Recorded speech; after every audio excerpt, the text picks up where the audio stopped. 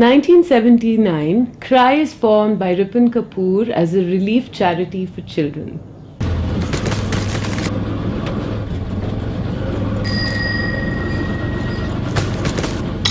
In 2006, CRY moves from a relief model to a rights-based charity.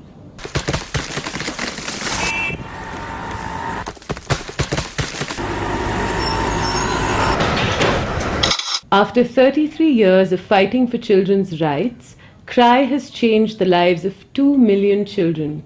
CRY focuses mainly on the 4 basic rights that were defined by the United Nations Convention on the Rights of the Child.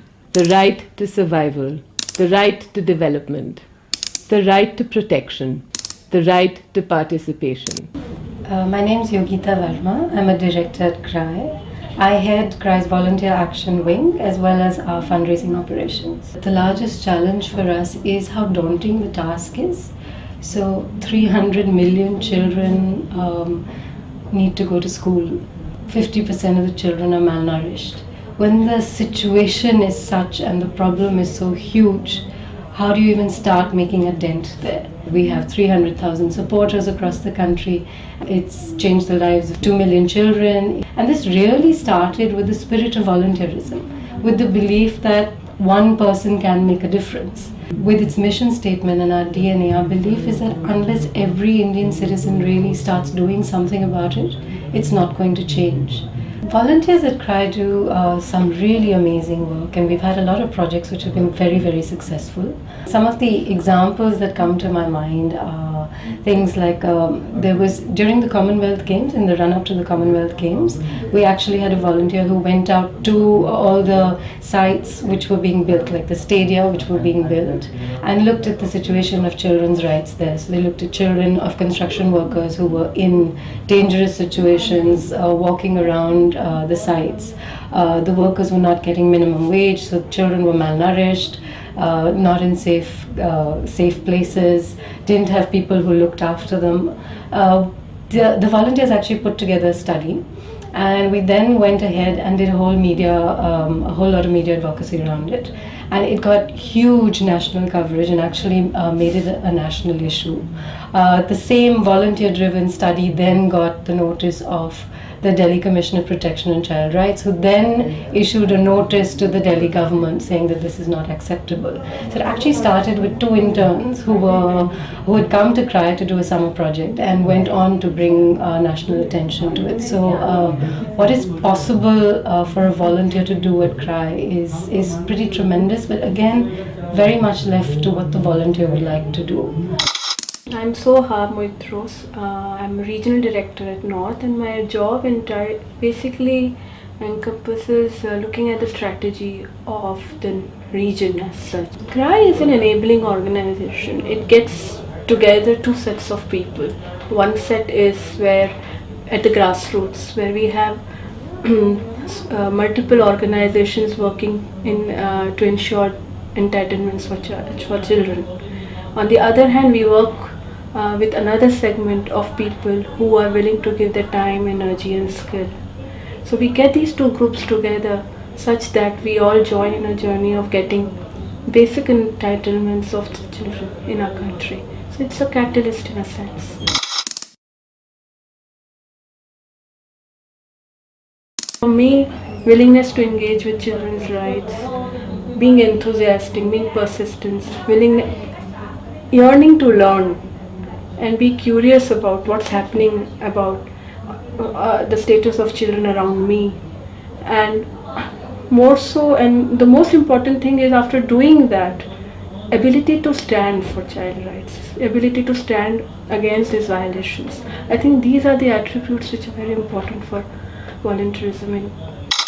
The best part about CRY is its flexibility. The options are varied for the volunteers. You just need to know what you can do and how much time can you devote to CRY.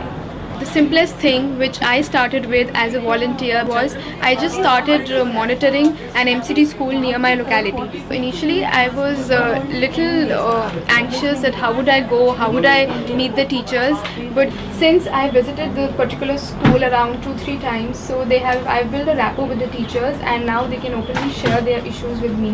What we found was that in some cases the ratio is as high as 60 students per teacher. So we have gathered data from the government authorities as well. So now what we are doing is we are comparing the data which we've got from our field work and the data which they have sent to us. What a volunteer should really have is huge concern for children and huge commitment to making a difference in the lives of children.